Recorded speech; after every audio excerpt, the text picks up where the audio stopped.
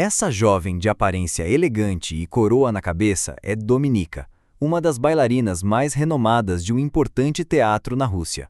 Com seus movimentos graciosos e presença impecável no palco, ela conquistava olhares e corações de homens ricos e poderosos todos os dias.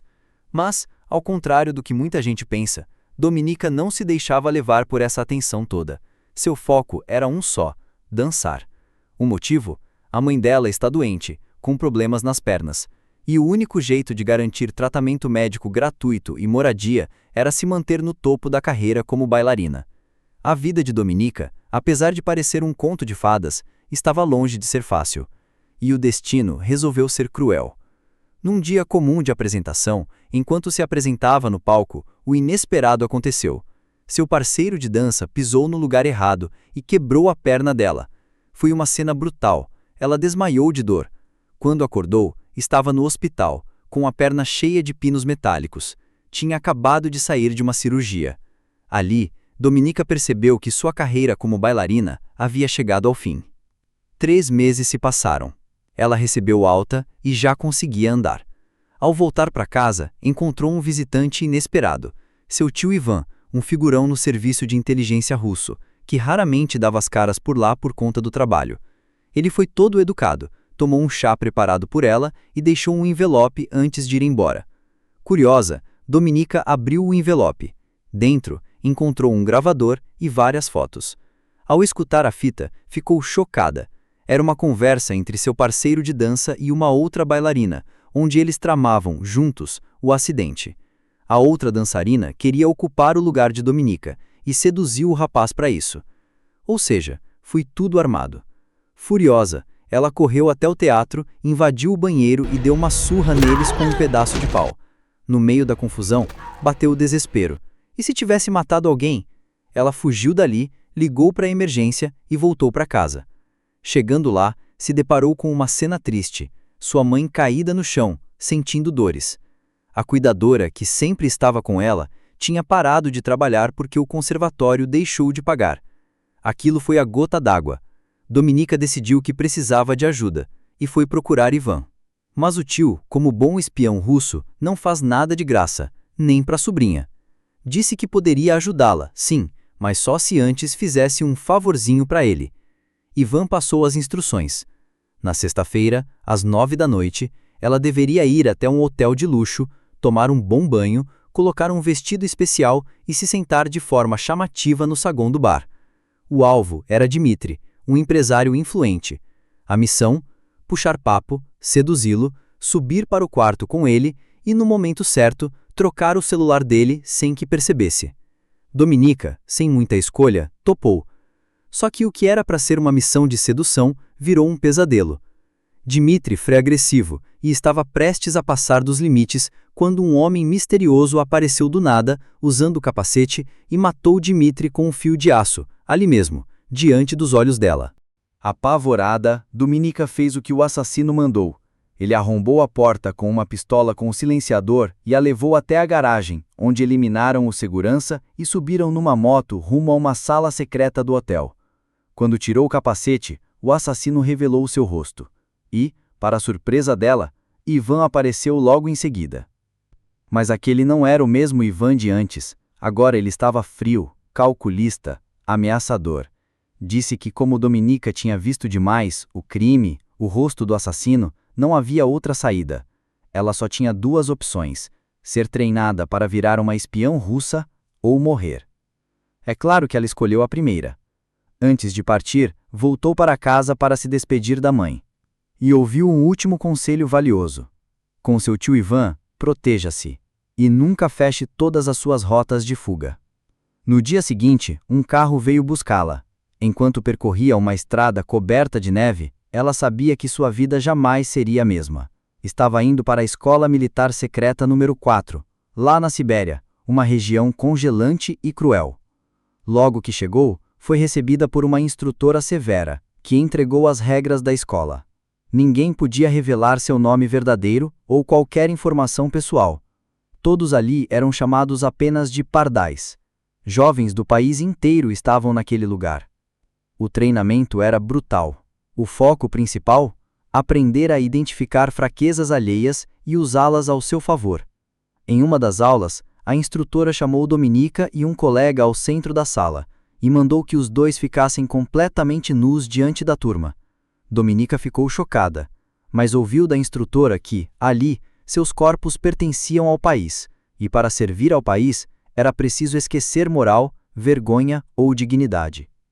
Além disso, ela teve aulas de tiro, arrombamento, perseguição e espionagem. E o tio Ivan estava certo, Dominica era um talento nato, se destacava em tudo. Mas essa mesma excelência despertava inveja. Um dia, enquanto tomava banho, um aluno entrou pro lado e tentou forçá-la, mas Dominica reagiu, pegou uma espátula de ferro e deu uma surra nele. Resultado, foi chamada na sala do diretor, mas, surpreendentemente, ele não a puniu. Já a instrutora não deixou barato.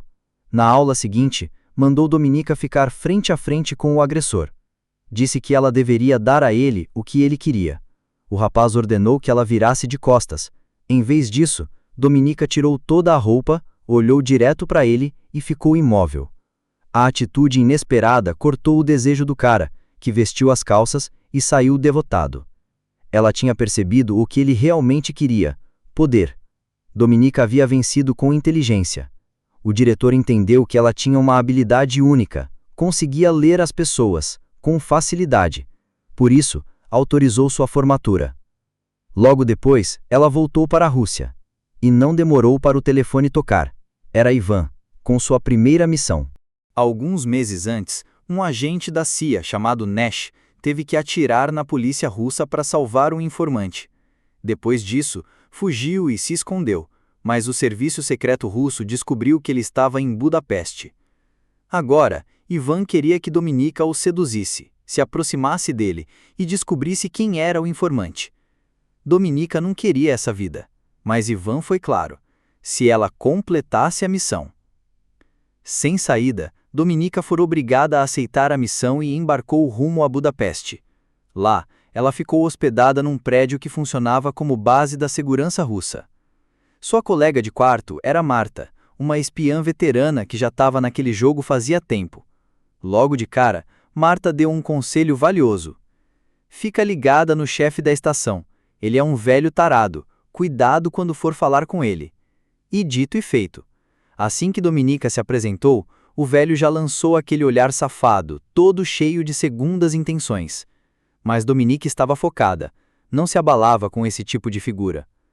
Estudando os relatórios da missão, ela descobriu que o tal Nash, o agente da CIA, era fã de natação e frequentava a piscina todo santo dia. Então, sem perder tempo, ela começou a segui-lo discretamente. Passou o dia observando seus passos e, à noite, decidiu dar o próximo passo. Tingiu o cabelo de loiro, montou um disfarce novo e se preparou para agir. No dia seguinte, foi até a piscina e tentou se registrar. Mas na hora de preencher os dados, ela hesitou. Chegou a inventar um nome falso, mas rasgou o formulário. Em um impulso, escreveu seu nome verdadeiro. Isso mesmo, ela entregou sua identidade real, como se dissesse: vem, me descobre. Vestida com um maiô provocante, passou bem na frente de Nash, fingindo não notar. Mas ele notou. Quando ela saía da piscina, Nash a chamou. Revelou que já tinha reparado nela desde o dia anterior, e até percebeu que ela havia mudado o cabelo. Ou seja, ele sabia que ela estava tentando se aproximar de propósito. Dominica manteve a pose, entrou no ônibus de volta tentando disfarçar a tensão, mas quando o ônibus partiu, ela deu um leve sorriso. O jogo estava apenas começando. No dia seguinte, ela voltou à piscina como de costume, mas Nash não apareceu. Ao devolver a chave do armário, o funcionário avisou que a ficha de cadastro dela tinha desaparecido. Bingo! Foi Nash quem pegou, e com ela em mãos, ele investigou a fundo. Descobriu que Dominica tinha sido bailarina e, mais importante, que era sobrinha do vice-diretor da agência de segurança russa. Isso acendeu o alerta. Nash concluiu que, se ela usou o nome verdadeiro, havia alguma intenção escondida. E foi aí que ele teve uma ideia maluca. E se ele tentasse virar o jogo e cooptar Dominica para o lado dele? Dias depois, os dois se encontraram novamente em uma recepção internacional de vinhos. Agora, sem máscaras. Já sabiam quem eram. Conversaram abertamente e Nash deixou claro: quero ser seu amigo. Combinaram de jantar no dia seguinte. Só que, naquela noite, Dominica voltou para casa e não encontrou Marta. Aproveitou a ausência e deu uma vasculhada geral no quarto da colega. Foi então que encontrou, escondido num cantinho da parede, um pacote de papel encerado. Dentro havia várias fotos íntimas de Marta com uma mulher americana.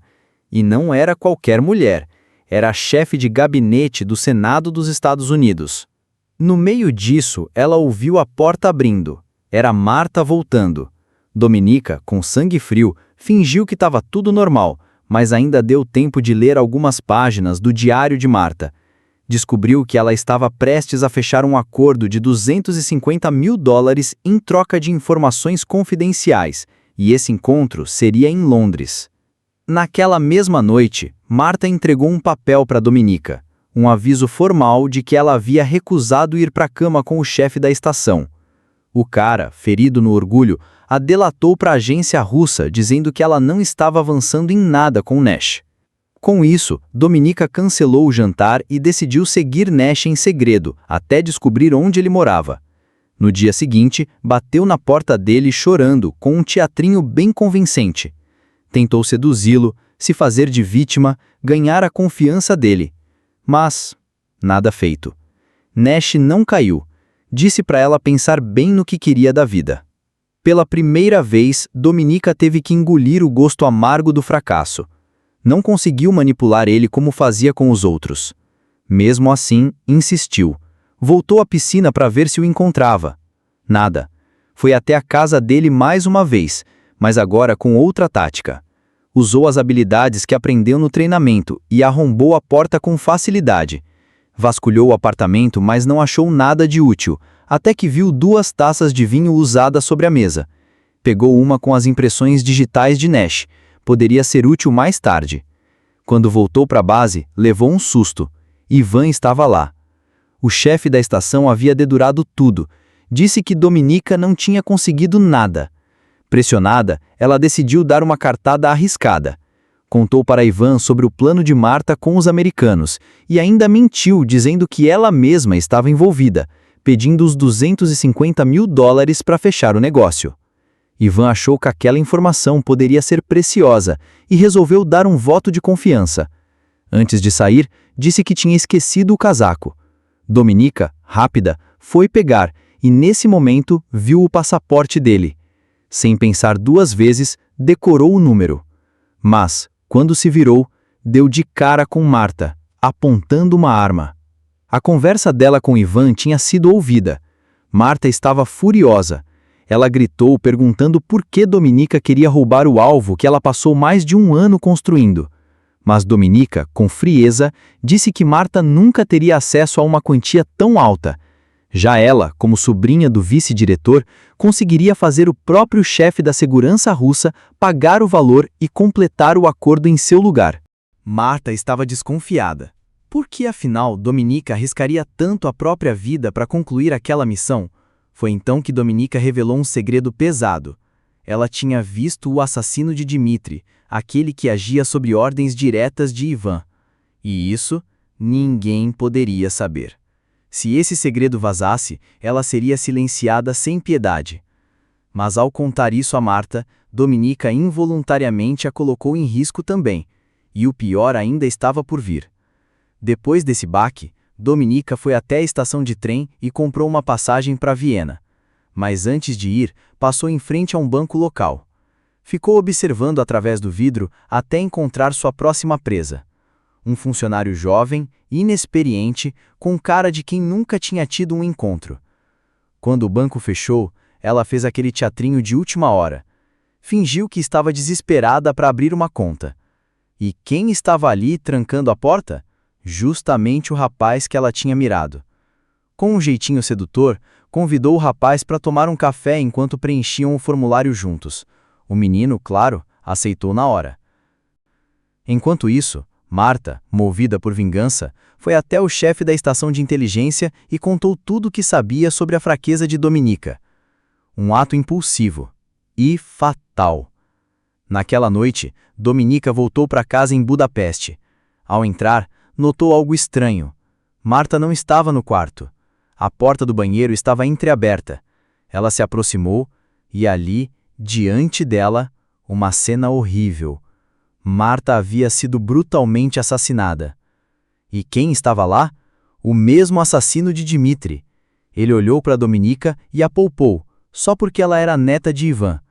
Mas a advertência veio fria como gelo.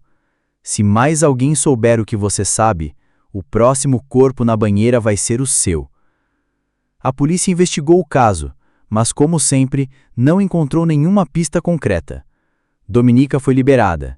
E quem estava esperando do lado de fora? Nash. Ele havia recebido informações da sua equipe, e a principal delas era surpreendente. Dominika era uma pardal, uma espiã treinada pela Rússia. Sem rodeios, Nash confrontou Dominika. Falou sobre as diferenças entre os sistemas de espionagem da Rússia e dos Estados Unidos. Criticou a frieza e brutalidade com que o governo russo tratava seus próprios agentes. Ele queria que ela mudasse de lado, que desertasse e se tornasse informante da CIA. Prometeu protegê-la, assim como protegeu outros antes. As palavras de Nash mexeram com Dominika. E no fim, ela topou. Nash a levou para um esconderijo seguro da CIA em Budapeste.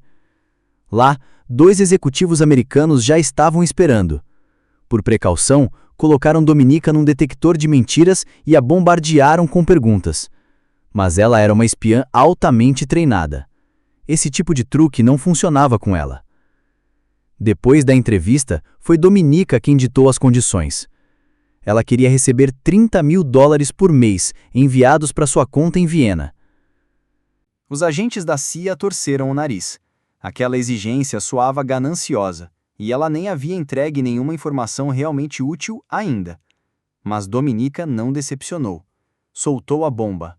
Revelou que a chefe de gabinete do Senado dos Estados Unidos estava negociando a venda de mísseis. A sala ficou em choque.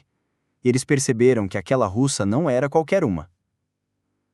Chegado o dia da operação, Dominika foi até um hotel em Londres, o local combinado para o encontro. No quarto, estavam os $250.000 que a Rússia havia preparado para o negócio. Escondido em um compartimento secreto da mesa, havia também um disquete falso da CIA. Ela desceu até o bar do hotel para aguardar a chegada de Stephanie, a chefe de gabinete. Mas quem apareceu antes foi Maxim, o chefe da estação de inteligência russa. Ele fingia estar lá só para ajudar, mas Dominika sabia. Ivan o mandou como informante, de olho em tudo. Pouco depois, Stephanie chegou. Dominika se apresentou como a responsável pela negociação. Mas ao perceber que não era Marta, Stephanie hesitou. Ia sair correndo. Só que Dominika já tinha feito o dever de casa. Sabia que Stephanie estava desesperada por grana. Então, usou isso a seu favor e a convenceu a subir até o quarto da negociação. Ao ver a maleta cheia de dinheiro, Stephanie relaxou. Entregou o disquete com os dados. Nesse momento, Dominika começou a trocar o disquete verdadeiro pelo falso escondido no compartimento. Mas a operação estava demorando, o que levantou suspeitas em Maxim. Agente da CIA, que acompanhava tudo do quarto ao lado, viu que o tempo estava estourando. Agiu rápido. Bateu na porta disfarçada de gerente do hotel, pedindo avaliação dos serviços. A distração funcionou. Maxim saiu do quarto e Dominika teve tempo de concluir a troca. A missão estava completa. Antes de sair, Dominika recomendou que Stephanie esperasse 1 hora antes de sair do hotel. Mas assim que Dominika se foi, Stephanie ignorou o conselho. Pegou a grana e saiu. Na rua, enquanto esperava o semáforo, acendeu um cigarro e percebeu 2 agentes da CIA seguindo seus passos. Em pânico, jogou a maleta no lixo e atravessou a rua correndo. Mas o destino foi cruel. Um caminhão veio em cheio e a atropelou. Stephanie morreu na hora. A morte súbita foi presenciada por um agente russo que estava de plantão do lado de fora do hotel. Ele correu para fazer o relatório. Quando soube, Maxim mandou o carro ir direto para o aeroporto. disse que o diretor da agência russa queria parabenizar Dominika pessoalmente, então voltariam a Moscou. Pediu a ela o passaporte e o bilhete. Nesse instante, Dominika percebeu o perigo, mas não podia fazer nada além de manter a calma e fingir que estava tudo bem. Enquanto isso, Nash havia conseguido pegar o disquete no hotel, mas ao receber a notícia da morte de Stephanie, entendeu na hora: Dominika estava em perigo. Pegou o carro e voou para o aeroporto. Ele chegou a tempo de vê-la na fila para embarcar. Ela o viu, mas balançou a cabeça sutilmente. Um aviso silencioso: não faça nada agora. Nash entendeu e se sentiu impotente. Sabia que o que viria a seguir seria perigoso demais. Já em Moscou, Dominika foi levada direto para o quartel da segurança russa. Um interrogador a esperava, e a primeira pergunta foi direta como um tiro: você vazou informações para os americanos? É claro que Dominika jamais confessaria, nem sob tortura. E foi exatamente isso que aconteceu. Ivan, cada vez mais desconfiado, deu uma ordem direta: pode usar tortura, mesmo sendo minha sobrinha. Dominika foi despida, trancada em uma cela gelada, e ficou ali, levando jatos de água fria na pele já machucada. Depois, foi arrastada de volta à sala de interrogatório, onde as agressões ficaram ainda mais pesadas. O interrogador mostrou um vídeo. Maxim, o chefe da estação que voltou com ela, havia sido executado. E aí, veio o golpe final. O interrogador sacou uma arma, apontou para a cabeça dela e fez a pergunta mais uma vez: você traiu a pátria? E ela, firme, negou. O gatilho foi puxado, mas a arma estava descarregada. Só um teste. Foi então que Ivan entrou na sala. Queria ouvir da boca dela a verdade. E ela disse com convicção: tudo o que eu fiz foi para concluir a missão. Eu só queria ganhar a confiança dos americanos e descobrir quem era o informante deles. Ivan ficou sem argumentos. Afinal, como ele mesmo dizia, um pardal faz o que for preciso para cumprir o objetivo. Diante daquela versão que fazia sentido, ele amoleceu e decidiu soltá-la. Mas os chefões da inteligência não caíram nessa tão fácil.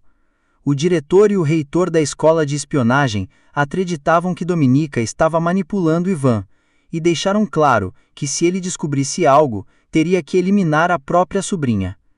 Mesmo assim, Dominika voltou a Budapeste e procurou Nash. Ela sabia que Nash jamais entregaria o nome do informante, o que significava que mais cedo ou mais tarde ela estaria na mira da Rússia. Por isso, tentou garantir sua sobrevivência. Exigiu que a CIA transferisse $250 mil para sua conta em Viena. Nash aceitou. Naquele ponto, ele já estava derrotado emocionalmente por ela. Mas o inesperado aconteceu. Dominika acordou sozinha na cama. Nash tinha sumido. Quando foi até a cozinha, a cena era de pesadelo. O assassino, aquele mesmo que matou Dmitri e Marta, estava estrangulando Nash com um fio de aço. Ela entendeu na hora o que estava acontecendo e, com sangue frio, fingiu cooperar. Ajudou a amarrar Nash e até segurou ele enquanto o assassino preparava um kit de ferramentas cirúrgicas. Instrumentos usados para trocar a pele de pacientes queimados. Sim, a tortura seria lenta e brutal. Mas Dominika estava só esperando o momento certo. Quando o assassino se distraiu, ela pegou uma das ferramentas e atacou. A luta foi intensa. O assassino ainda reagiu com uma faca, tentando matar os dois. Mas Dominika foi precisa. Cortou os tendões dele, fazendo o homem desabar no chão, e então finalizou o serviço. Mais tarde, ela acordou em um hospital. Fisicamente, estava fora de perigo. Mas o verdadeiro problema era outro. Com o assassino morto, estava claro que ela havia traído os russos. Sua cabeça agora tinha preço. Então, o inesperado. O reitor da escola de espiões apareceu à sua frente. Ela achou que ia morrer ali mesmo. Mas ele disse algo surpreendente. Ele era o informante. Explicou que traiu a Rússia porque sua esposa morreu de câncer, e o governo não permitiu que ela fosse tratada por médicos americanos. Ele já estava cansado dessa vida dupla. E via em Dominika alguém com potencial para assumir seu lugar. A ideia era simples. Ela o entregaria, se tornaria a heroína e continuaria o jogo como agente dupla. E assim, Dominika deu o passo mais arriscado da sua vida. Foi até a delegacia de Budapeste e se entregou, dizendo que havia matado o assassino. Pediu para ser levada até a embaixada russa. Lá, exigiu falar diretamente com o diretor da Segurança Nacional. Quando conseguiu, passou um nome por telefone. O nome do suposto informante infiltrado. Nesse exato momento, o reitor da escola estava em casa, sentado no sofá, com a porta destrancada. Esperava ser preso. Mas ninguém veio. A polícia levou Dominika até o aeroporto. A CIA já estava esperando. Nash olhava para ela com uma mistura de decepção e admiração. Ela havia concluído a missão. Só que do jeito dela. De repente, um helicóptero russo pousou. Trouxeram o tal informante para a troca. Nash pediu para tirarem o capuz da pessoa, e para sua surpresa, quem estava ali não era o reitor. Era Ivan. Sim, Dominika havia entregado o próprio tio. Ela tinha arquitetado tudo. Investigaram Ivan, encontraram uma taça com impressões digitais de Nash em sua casa, uma conta secreta em Viena, além de todo o dinheiro transferido e os arquivos criptografados do disquete. Tudo apontava para ele. Ivan, sem saída, sussurrou algo no ouvido de Dominika. Suas últimas palavras. E então, caminhou em direção aos americanos. Mas os russos não deixariam um traidor sair vivo. Um atirador à distância fez seu trabalho. Ivan foi executado com um tiro na cabeça. Dominika voltou para a Rússia. Não como uma traidora, mas como heroína nacional. Recebida com honra, aplaudida até pelo próprio reitor. Ela substituiu o tio como nova diretora da Segurança Nacional. E ao mesmo tempo, continuava sendo o pardal mais mortal da Rússia. Ou talvez, o espião mais habilidoso da CIA. Ou quem sabe, os dois. Um jogo de máscaras, poder e sobrevivência. Dominika agora jogava sozinha, contra o mundo inteiro.